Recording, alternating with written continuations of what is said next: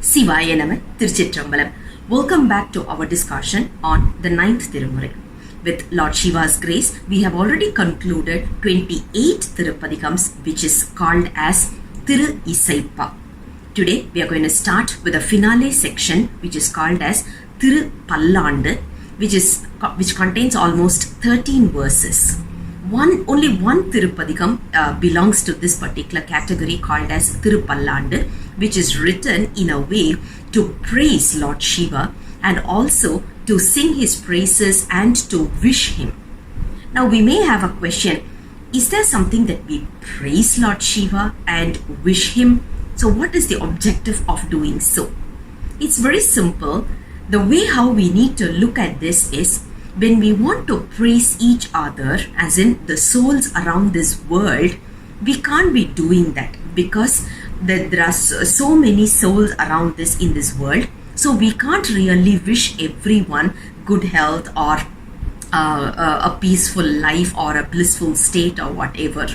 So what we are trying to do is bless Lord Shiva, wish Lord Shiva, or sing his praises so that it will be transmitted to all the souls in this planet, because all the souls belongs to Lord Shiva.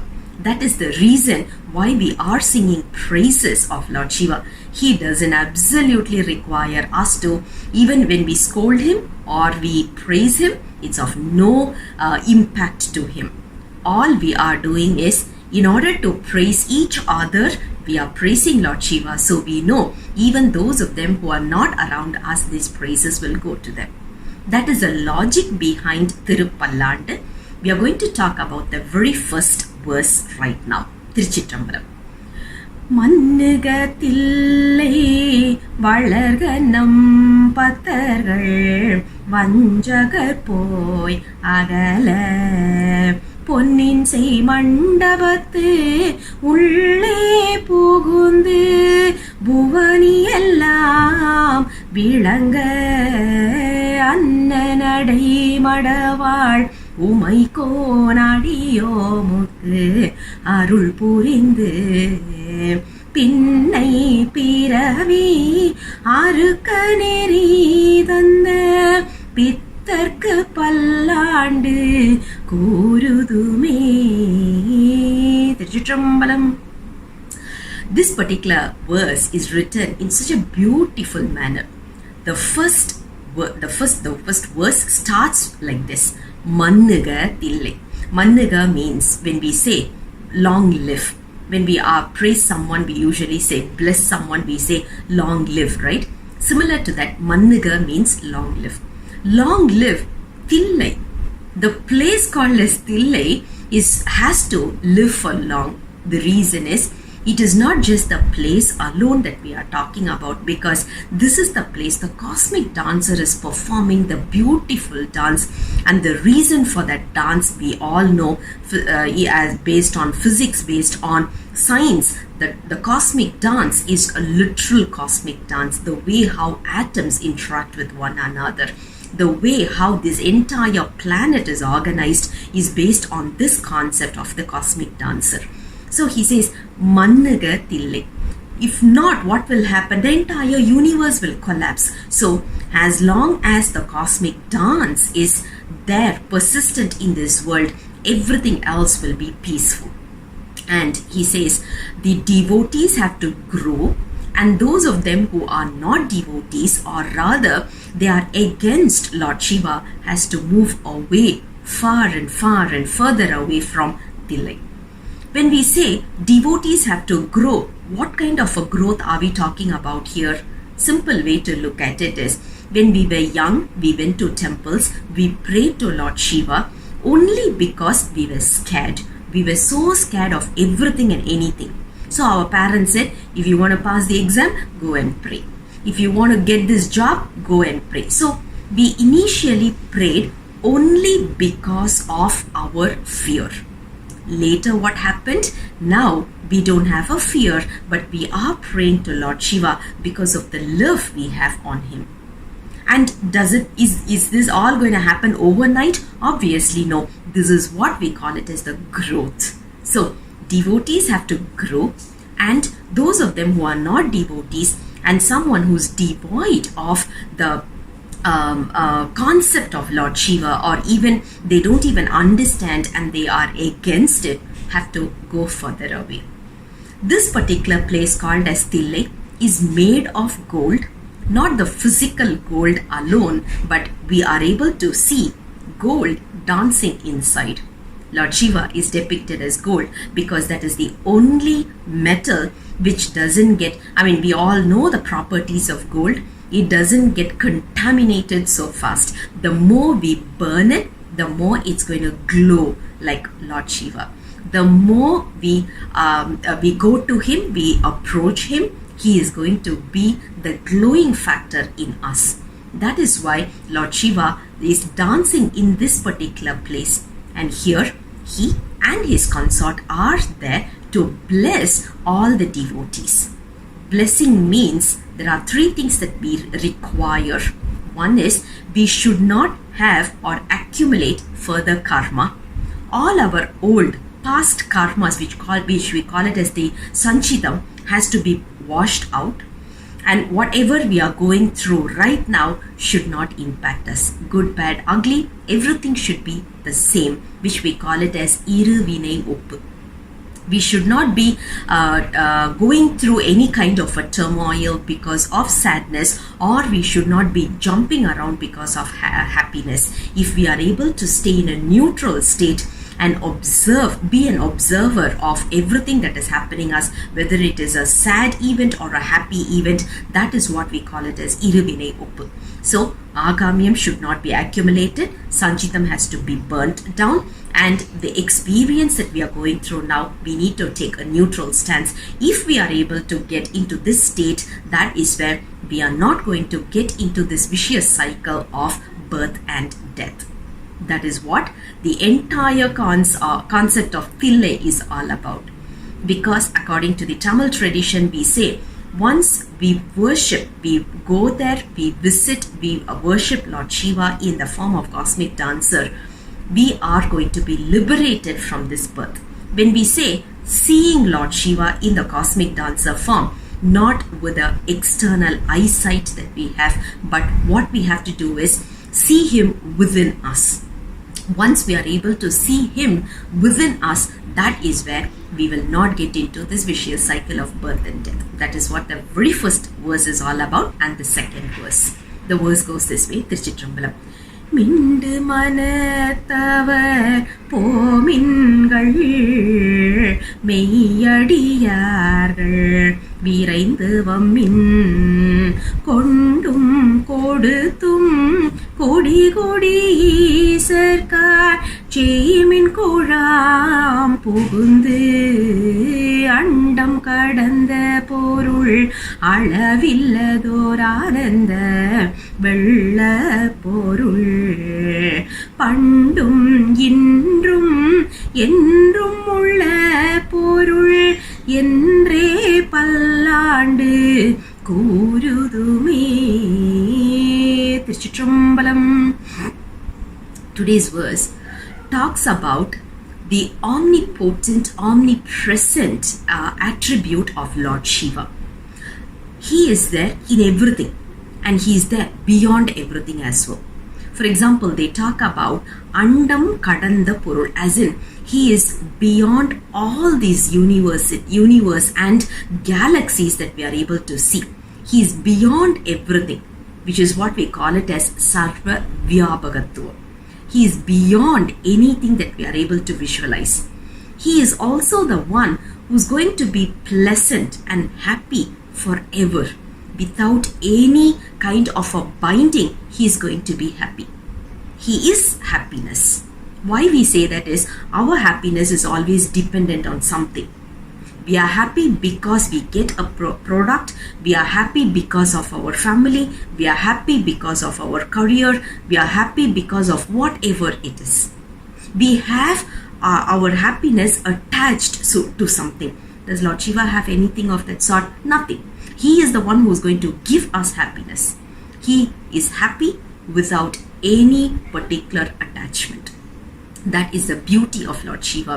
And he is the one who is omnipresent, and he is there throughout. He was there once upon a time, he is there now, and he will be there forever as well. This is what Lord Shiva's attribute is all about. Now, what we have to do is, we have to remove ourselves from anyone who is going to be not focusing on their spiritual growth. The reason is, when someone wants money or fame, or even they want to improve their society status, or they want to get education, worldly education, or they want to improve in their career and all these, when we attach ourselves with them, or when we are around them, we will only be thinking about those aspects, because we are a product of the environment. Human beings are a product of the environment. So what happens is, we will be influenced by the people around us. So what we have to do, if we have to grow spiritually, we have to grow our community in spiritual angle itself.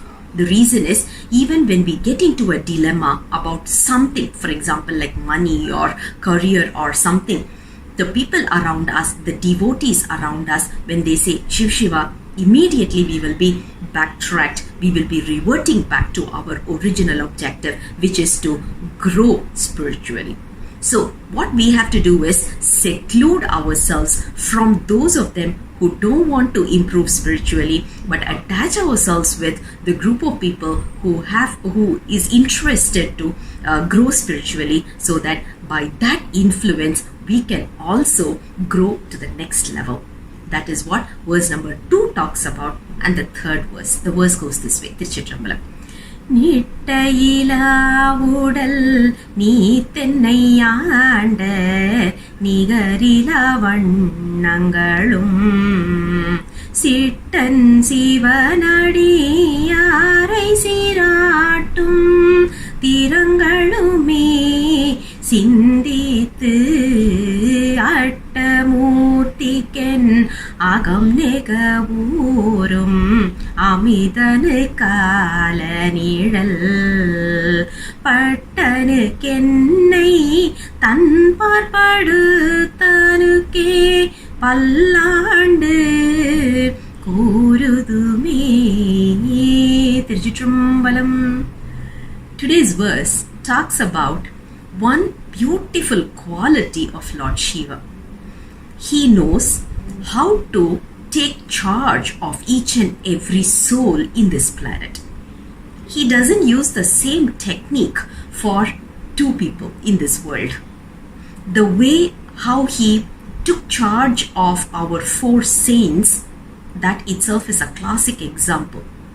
For Thiruñana Sambandar, he gave milk. For Thirunavukarasar, he gave a disease. For Nambi Arurar, he came in with a legal letter to say that you are my slave. And for Manikavasagar, he came with a book to say you are my slave. So if we look at it, even the 63 Nayanmars, the way how Lord Shiva took charge of them was not the same approach. Everyone was taken under his as his devotee in a very unique manner. Our life itself is a classic example. The way how he took charge of each and every one of us now in this planet is entirely different, isn't it? So he knows what to do with which soul and how to conquer them and bring them under his control. That is what we are talking about in this third verse. And in this, the first verse starts as in the first line starts as this particular body, which is instrumented to us only to get rid of our karma. So all our karmic deeds that we have accumulated, we need to get rid of that. And for that, we need all these dhanu, karana, bhuvana, bhogam that we call it. Dhanu, karana, bhuvana, bhogam. Dhanu means this body. Karanam means all the pleasures that we are enjoying. Bhuvanam means the world. Bhogam is a pleasure that we are actually enjoying. So the moment we talk about the body, the senses and the sense organs, the world as in everything around us, the surrounding things, and the pleasures that we are going through. All these are uniquely created for us, just for us to get rid of our karma. So what we should do is use these as instruments to get out of it. But what are we doing instead? We are accumulating more karma with these four things, isn't it? Now what Lord Shiva has done to the saint in this particular verse, he says is, Lord Shiva has conquered me in such a way that this body is instrumented to achieve Lord Shiva's lotus feet. And Lord Shiva is the one who comes in as a guru to give us this clarity. He is the one who's there in all the 5 elements that we are able to see as of now, as in soil, as in the earth, water, fire, air, and space.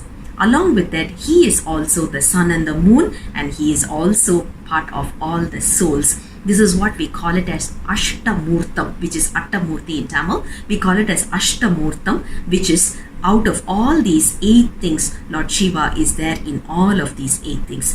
He is the one who comes in as the nectar from my life, and at the same time, he is the one who gives us the clarity as a guru.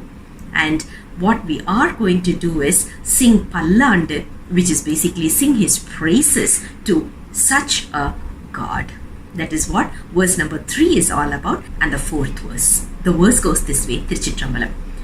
சொல்லாண்ட சுருதி பொருள் சோதித்த தூய்மான தொண்டருள்ளீர் சில்லாண்டில் சீதையும் சில தேவர் சிறுநேரி சேராமி வில்லாண்ட கனக திரள் மேருவிடங்கன் விடைப்பாகன் பல்லாண்டென்னும் பதம் கடந்தானுக்கே பல்லாண்டு கூறுதுமே. திருச்சிற்றம்பலம். Today's verse talks about one very important concept, because as of today we are able to see quite a lot of cult around us. We shouldn't be carried away by those practices. The reason is we should understand the real meaning of spiritual growth. Spiritual growth in the sense we should not be born again. We should be liberated from this particular vicious cycle of birth and death. When is that going to be possible? Only when we get rid of our karmic deeds. By getting rid of our karmic deeds, we can get rid of our birth and death vicious cycle. In order to get rid of our karmic deeds, we should be able to go to someone who can help with that. Imagine if we are able to see someone who is already being born and dead, and if we take them as a god, as in an omnipresent god or an omnipotent god, do you think they can be our savior and they can bring us out of this birth and death cycle? If they had known it, they shouldn't have been born, isn't it? The first place they are born and dead means they are already in this karmic deed. All we have to do is thank them for being a guru, but they cannot be a god. When we say God, the only thing we have to understand is God means someone who is out of this cycle, who is not going to be born, who's never been born in this world, who's never going to be dead as well, and he's going to be there forever. And how do we know that? Only when we start analyzing all the holy texts. Those texts are the one which is going to give us this clarity. All the others are, as in whoever is born and dead, are taken as a messenger, as a guru who is going to guide us in this path, but they are not going to be God. The only God that we are going to talk about here is the one who is going to be not be born or not be dead, and that is Lord Shiva, and that is given to us very clearly by Vedas and Upanishads. Now, once we start analyzing the Vedas in a more deeper manner, we will have this clarity. So we are not supposed to get entangled with all the other cult practices which will bring us more karmic deeds, or which will bring us more of these sufferings, which is going to be birth and death. Now we have to sing praises to the one who's going to liberate us from this birth and death vicious cycle, and this person is beyond the word, the single word, which is called as who's beyond this any kind of a time limit. So someone who is beyond this time and space, like what we say, someone who is not even going to be measured with these worldly timely factors. We need to worship that particular person, or that particular omnipotent, omnipresent being, which is what we call it as God, which is what we call it as Lord Shiva. That is what verse number 4 is all about. And the 5th verse, the verse goes this way: Chidambaram. Purandaran malayan பூசலிட்டோலமிட்டு இன்னும் புகழ் அரிதாய் இறந்திறந்தாழைப்பயன் உயிராண்ட கோவினுக்கு என் செய்ய வல்லம் என்றும் கரந்தும் கரவாத கற்பகனாகி கரையில் கருணை கடல் பரந்தும் நிரந்தும் வரம்பிலா பாங்கற்கே பல்லாண்டு கூருதுமே. Chidambaram. Today's verse tells us how should we worship Lord Shiva. In this, they start with the Devas. When we know the Devas are worshipping Lord Shiva, they are calling for Lord Shiva, and Lord Shiva is hidden to them. He is not coming out or blessing them the way how he is blessing. Again, it's a relative terminology, because he does bless them as well. But when we talk about devotees, Lord Shiva is giving a lot more blessings. Why is that? Because when you say the first quality of a devotee, it is to not to expect anything. When we don't expect anything, and when we pray to Lord Shiva without any expectation, that is what a first quality of a devotee is all about. So Lord Shiva comes in and blesses them with whatever is needed. Whereas when we talk about someone who is worshipping Lord Shiva with an expectation, with expecting something, their Lord Shiva is going to be hidden to them. Why? Because all we have to do is just surrender ourselves completely without any expectation and let the divine guide us. The moment we say the divine is guiding us, that is what a soul is in need of. Now, what we have to do? Surrender ourselves completely and pray without any expectation. Then what will happen is he will come down, bless us, and give us whatever is needed for this life as well as for the next life. This kind of a divine person, or divine, we can't call it a soul. That is what we are defining Lord Shiva as all about. Now, what we are going to do is sing Pallandu for such a divine God, such a divine energy that is around us, which we call it as Shiva. We need to sing Pallandu, which is praise him in such a way that we will live for him, for his sake. That is what verse number 5 is all about, and the 6th verse. The verse goes this way: Chidambaram. சீவிக்க வந்த ஆயன் இந்திரன் செங்கண்மார் எங்கும் தீசையன கூவி கவர்ந்து நெருங்கி கோழாமாய் நின்று கூத்தாடும் ஆவிக்கு ஆமோதையன் ஆர்வ தனத்தினை அப்பனை ஒப்பு அமர பாவிக்கும் பாவகத்து அப்புறத்தானுக்கே பல்லாண்டு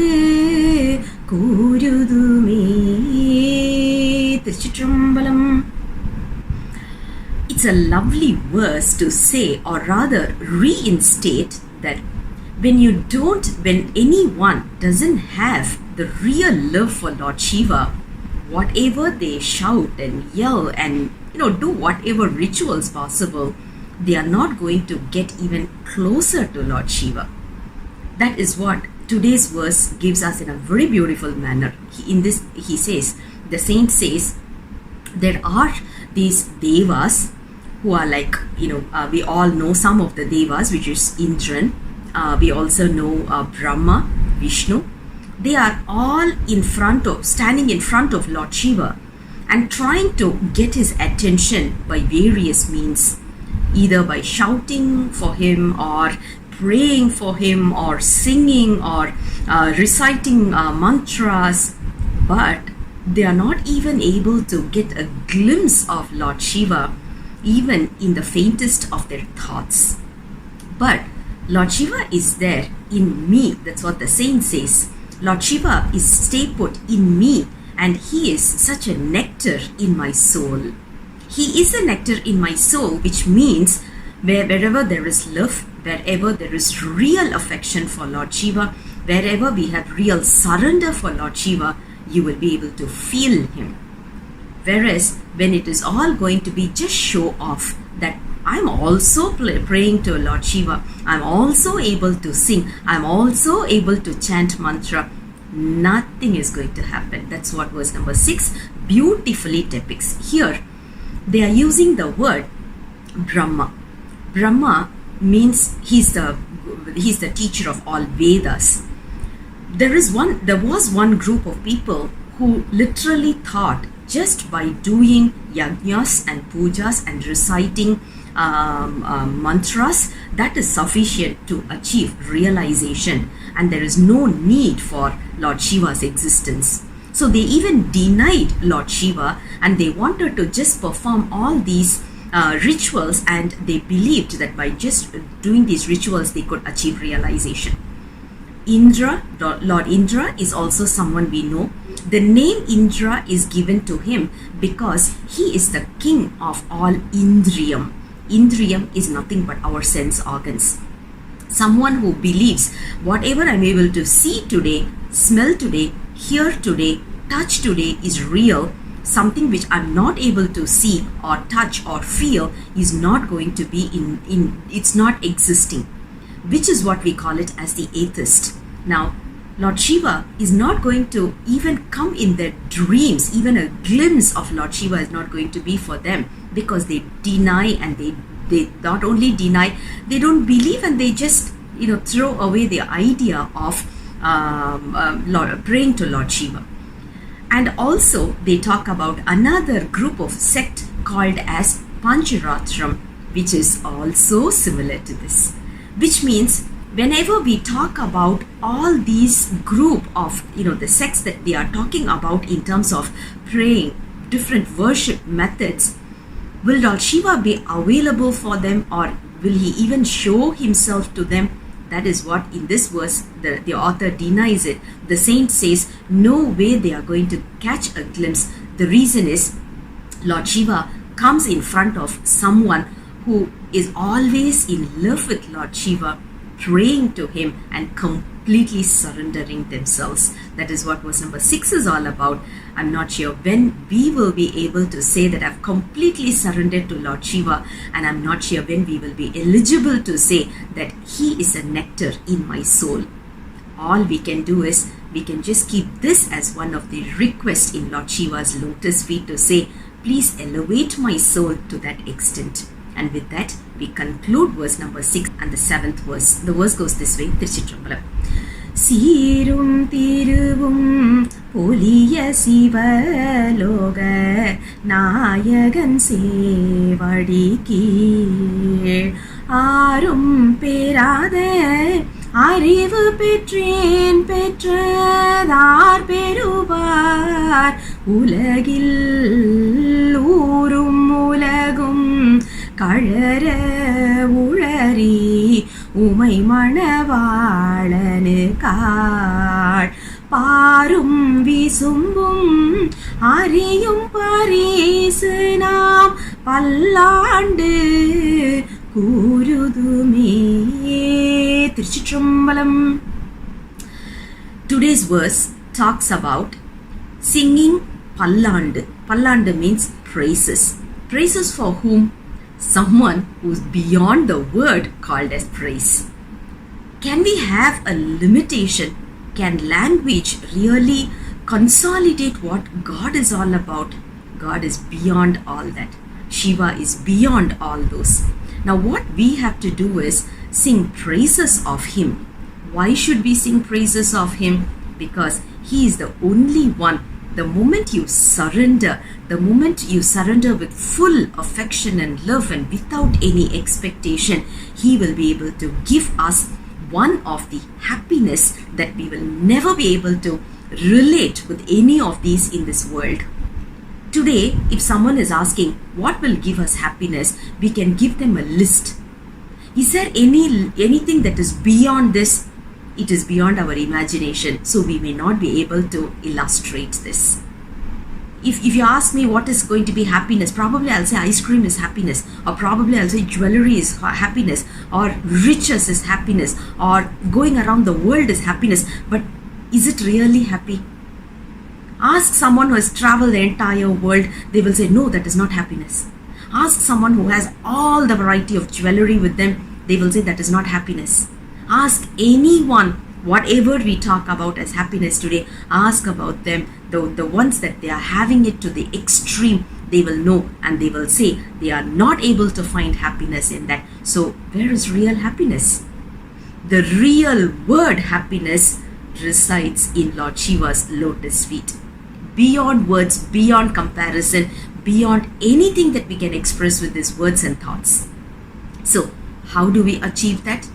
Only when He is giving us the knowledge that He is the ultimate, there is nothing beyond Him, and only way to achieve the real blissful state is by surrendering to His lotus feet. That kind of a person who gives us this clarity, who gives us, because as of today, we have a lot of illusion, beyond the mirage, beyond any of these kind of, whatever we are having as of today, beyond all those, Lord Shiva's lotus feet is there to give us the real happiness. So what we have to do? Surrender ourselves and sing praises of Lord Shiva in such a way that we are going to show that there is no expectation. Beyond expectations, we are surrendering ourselves. That is what verse number 7 is all about. And the 8th verse. The verse goes this way. Thiruchitrambalam.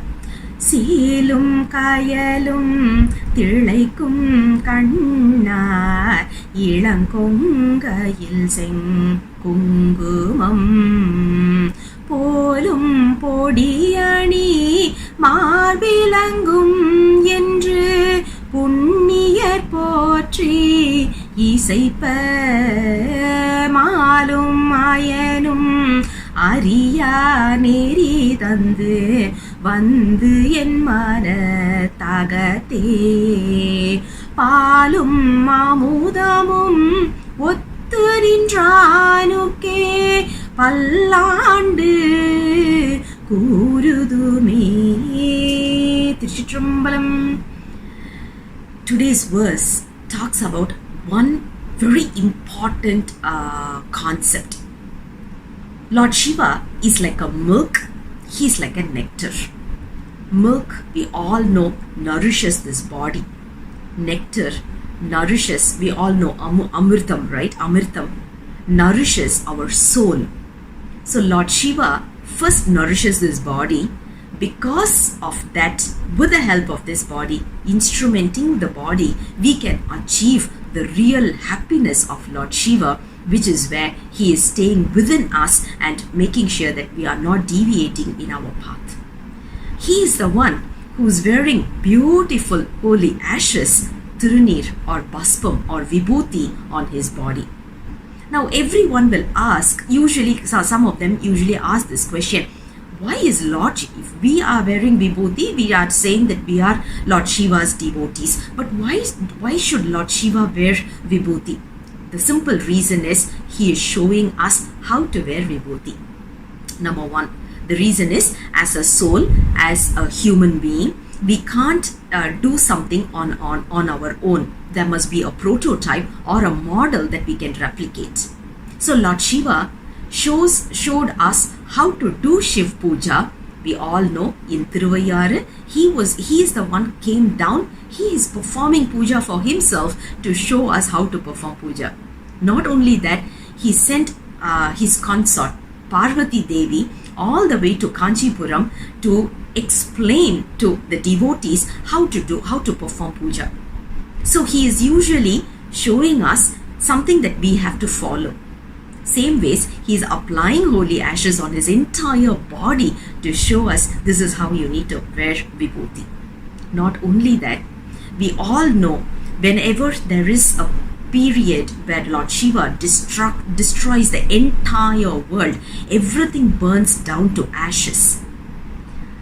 After burning down to ashes, the ashes are left all over again, all alone there, without any, they don't have anywhere to go, right? Because there is nothing. So if you talk about throwing a stone, or even when we are there is earth for us as a base to hold on to us. But these ashes did not know what to do. So it went and surrendered to Lord Shiva, saying that I don't have any base. I don't have anyone to, there's nothing that I can rely on. So Lord Shiva said, don't worry, I am there for you. And he just opened his arms and took all the ashes on him to say, whenever someone is struggling without any kind of, as in there is no one that they can lean on, Lord Shiva is there for them. That is what verse number 8 talks about. We need to, whenever we need some kind of a support, Lord Shiva is there. Whether with this body or without this body, Lord Shiva is the only support for us. All we have to do is just surrender to him and sing praises. Pallandu, Pallandu, Pallandu praise on Lord Shiva, because he is the one beyond words. He is the one beyond any kind of devas that we are able to see as of today. And he is beyond certain concepts that even the other devas are not able to relate to. He is the milk which nourished my body. He is the nectar which is nourishing my soul. That is what verse number 8 is all about. And the 9th verse. The verse goes this way. Chidambaram.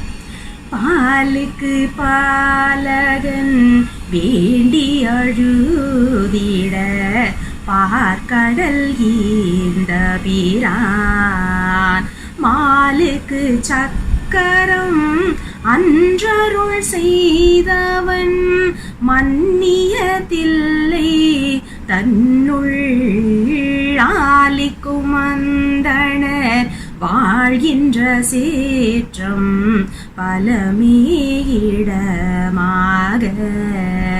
பாலித்து நட்டம் பயில வல்லானுக்கே பல்லாண்டு கூறுதுமே.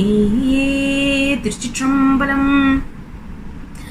Today's verse gives us a clue about what to ask to Lord Shiva and how should we ask. When I need money, usually I can go to Shiva and say, okay, I need this much of money. When I ask him for money, I will only ask from my limited knowledge, isn't it?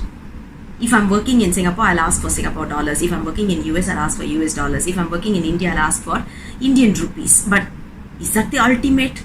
We don't know.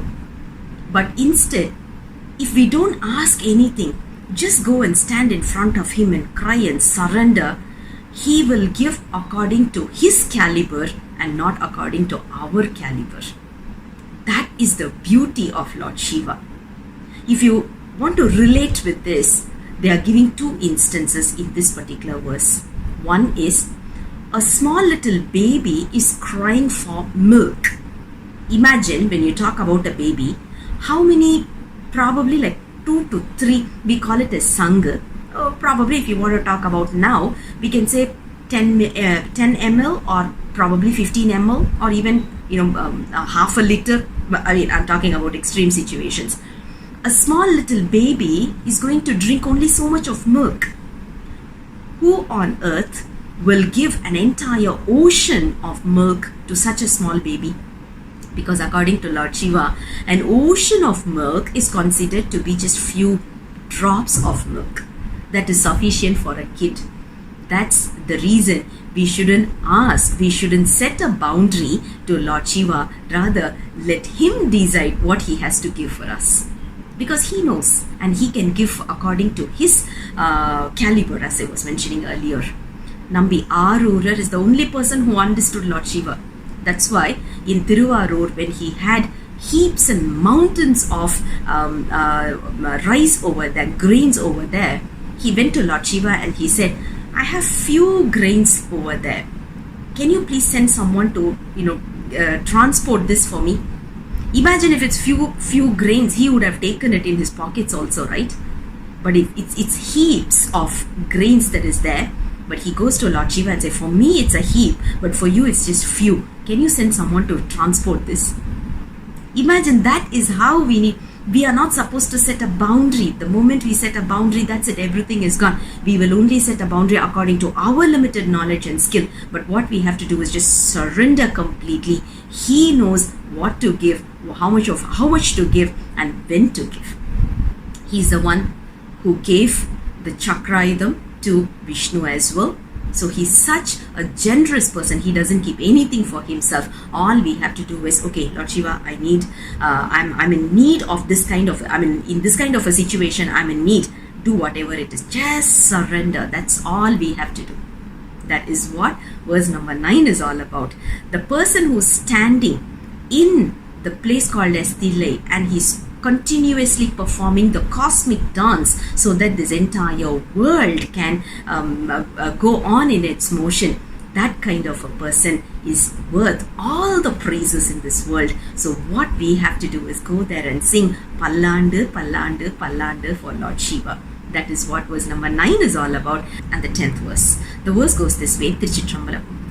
தாதையை தாளர வீசிய சண்டிக்கு அவண்ட தொடும் உடனே பூதல தோறும் வணங்க போர்க்கோயிலும் போனகமும் அருளி சோதிமணி மூடி தாமமும் நாமமும் தொண்டர்க்கு நாயகமும்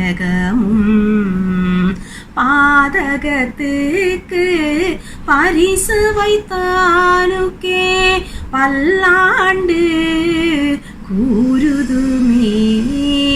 திருச்சிற்றம்பலம். Today's verse talks about Sandesa Nayanar's history. The way how Sandesar got the title, because Sandesar is a title, we all know that. He was born as Vishala Sarmar, and he was from a Brahmin family.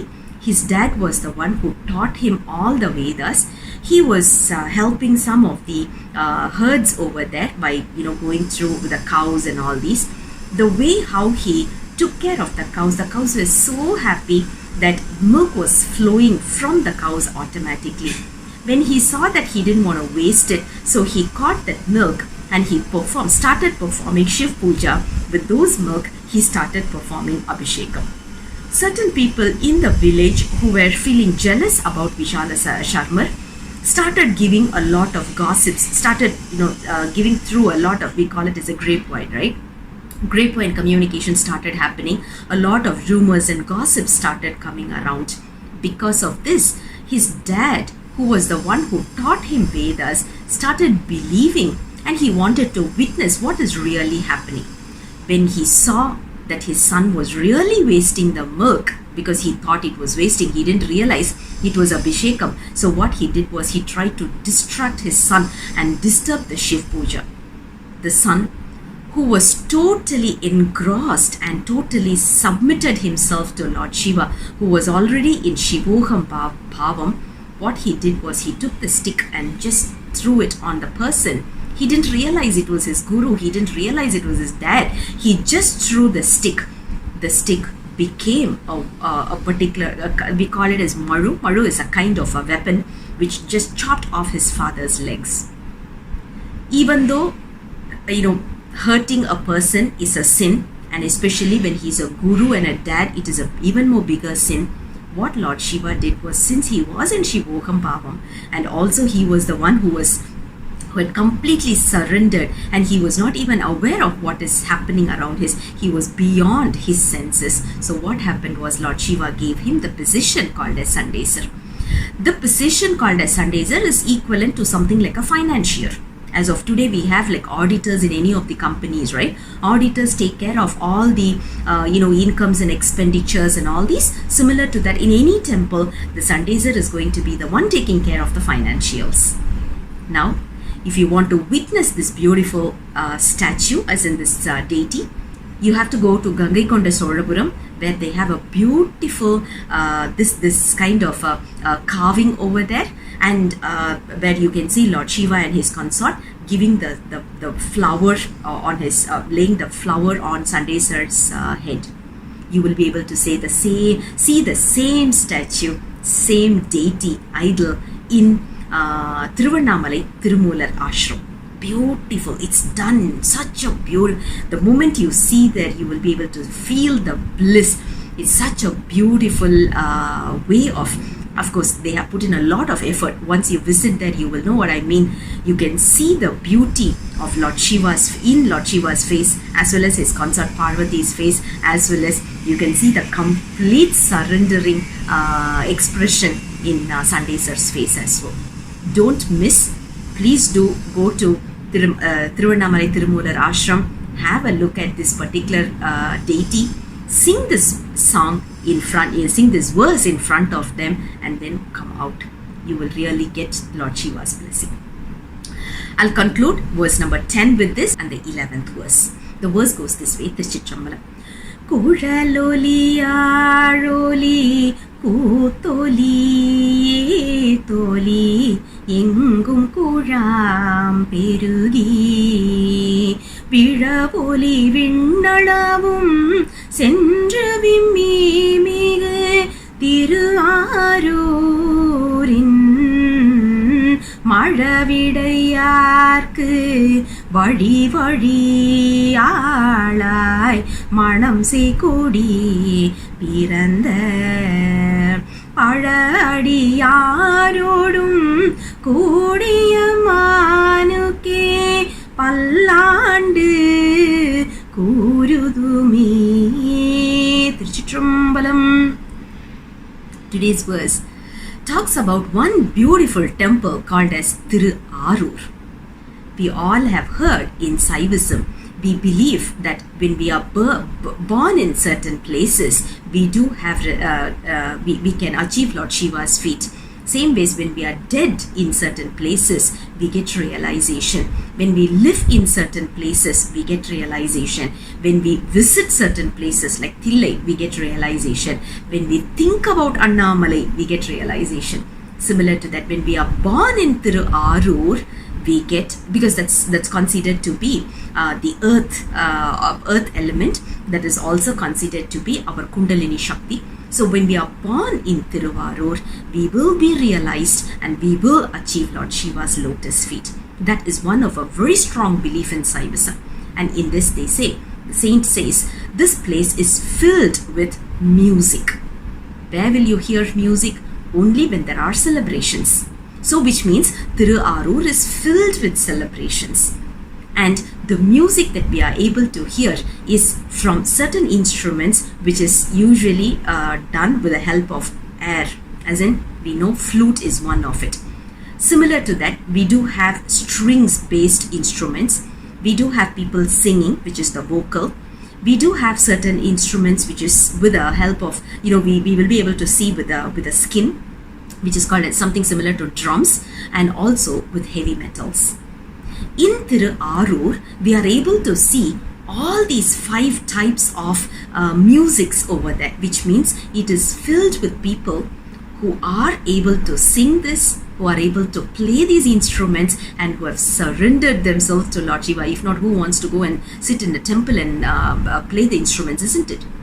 That is what Lord Shiva is all about. He is music, and he attracts music. And he gives music as so. That's why we call him as Nadandam. He's beyond sound, but he is the one helps us with the sound as well. Now, Lord Shiva, who is in Thirumar, what he is doing is, whoever is born in that place, he is giving them mukti. Who is going to be born there? Not someone who is totally new to Saivism or someone who doesn't know Saivism, isn't it? So someone who's born there is, as in born in the sense not like what we are seeing as of today, someone who realizes that they are born there, someone who knows the real value of being born there. When will they know this? When will they be even born over there? Is only when they realize that, only when they have already crossed the path of Sariya, Kiriya, Yogam and Jnanam, and they have a little karma which they have to get rid of. So Lord Shiva makes them born in this particular place so that he can easily give them, he can make sure that he takes them off. That is why in verse number 11 they say, Pala Adiyar. We are able to see today, even in our program, if you see this 1 year program, we have witnessed it. How many times we saw young kids beautifully singing and dancing and giving speeches on Lord Shiva, and especially on the 9th Thirumurai. The way how they come and sit with the entire forehead filled with holy ashes and with a beautiful Rudraksh. When we see them, didn't we think about why Lord Shiva did not take us when we were in this age? We felt that kind of a vacuum over there, isn't it? So which means we are still not Pala Adiyar, as in we are not someone who's called as the devotees who have been following him through for a very long time. Rather, we are all new devotees. That is what verse number 11 is about. So what we have to do is just surrender ourselves, at least with a wish to say, if at all I have my next birth. I'm sure we all have it, isn't it? The way how we are behaving, we know there is a next birth. When I have a next birth, please make sure that I'm born in Thiruvallur, and please make sure that that's the end of everything. That is what verse number 11 is all about. Let's sing praises about Lord Shiva, who resides in this place called as Thiruvallur. And the 12th verse. The verse goes this way, Chidambaram. ஆரார் வந்தார் அமரர் குழாத்தில் அணியுடையாதிரை நாள் நாராயணனோடு நான் முகநங்கி இரவியும் இந்திரனும் தேரார் வீதியில் தேவர் குழாங்கள் திசை அனைத்தும் நிறைந்து பாரார் தொல் புகழ் பாடியும் ஆடியும் பல்லாண்டு கூருதுமே. திருச்சிற்றம்பலம். Today's verse talks about a little bit on the background of this particular padigam called as Pallandu. We all know the saint who sung this is Sendhanar. He was a financier, but later he gave up everything and took up a work as a woodcutter so that he could earn a little bit, just what is sufficient. He could earn that. He and his wife could eat, and before they could eat the food, they wanted to serve one portion to a Sivanadiyar. This was his service. He wanted to do this as a service, and he was continuing it. On one fine day, which is called as Thirumai day, which is supposed to be one of the most auspicious day even today for Lord Shiva, what happened was they could not, it was raining, so they could not go and cut woods, so they had to starve.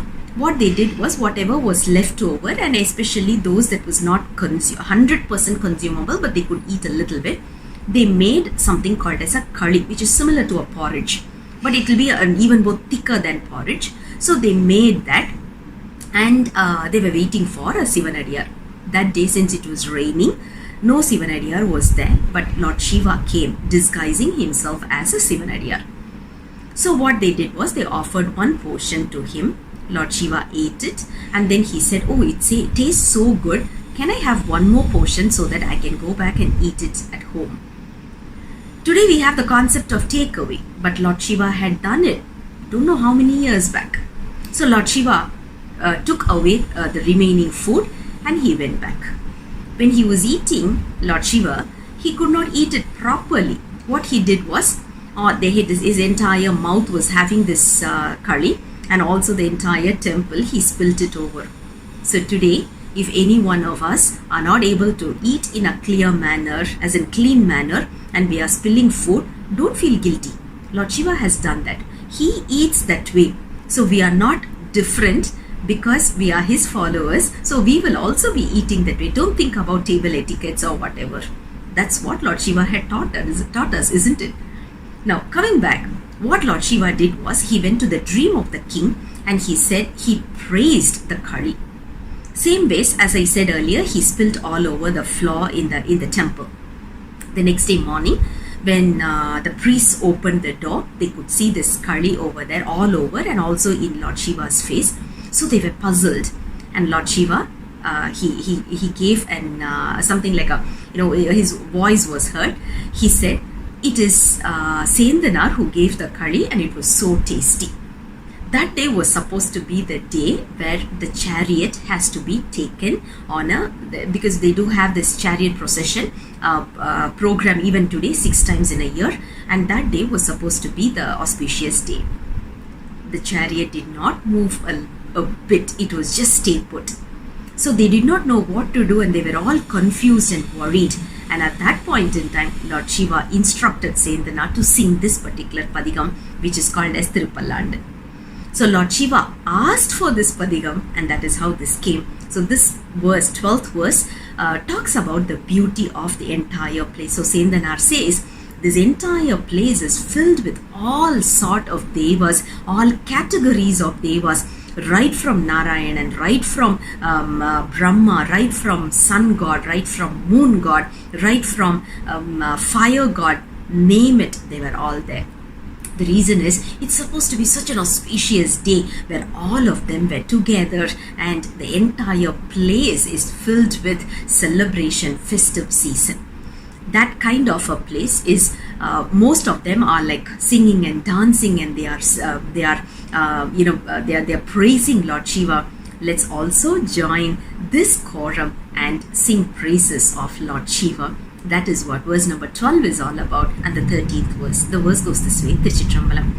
Yendai yendai sotram motram yamakamudam yembiran indrindru sindai seiyum sivan siradiyaar adinai seppurai அந்தமில்லானந்த Sendhan எனை புகுந்து ஆண்டு கொண்டார் உயிர் மேல் பந்தம் பிரிய பரிந்தவனே என்று பல்லாண்டு கூறுதுமே.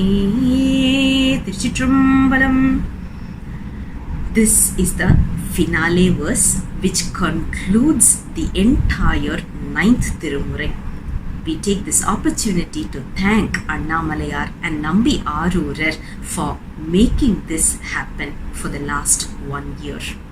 Today is the 301 verse, first verse, 301st verse that we are discussing.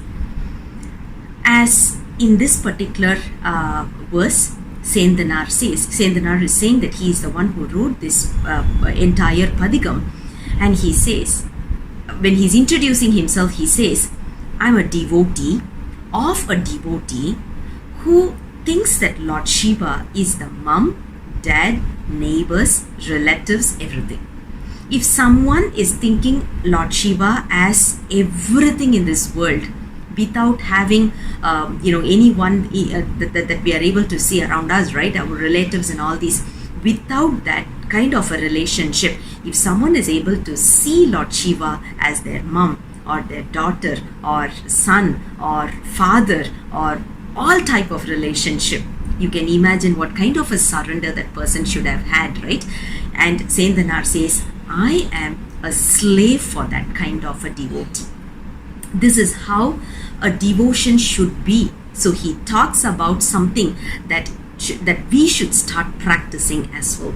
and he says, Lord Shiva is the one with his full grace have taken me as his devotee as well, not because of my intelligence or my caliber or because of my effort, but it is 100% because of Lord Shiva's grace that he has taken me, as in Sendhanar, to be his devotee. And Sendhanar says, for that kind of a magnanimous person who's Lord Shiva, or God, that we are singing Pallandu, Pallandu, Pallandu. Lovely verse, because when you talk about verse number 13, even though it is the concluding verse, it introduces the author, but he also gives a pretty important information for us to say what level of devotion a soul should always carry forward. I'm not sure if we are eligible for this kind of thought process, or we are even near to that particular position, but all we can do is request Lord Shiva to give us that kind of maturity. Other than that, we don't have, as in a soul doesn't have any kind of rights. It's all Lord Shiva who has to guide us. So that concludes the entire 9th Thirumurai. I would like to take this opportunity to thank one and all who is watching this series, as well as for Lord Shiva who's making this happen. Sivaya Naman, Tiruchitrambalam.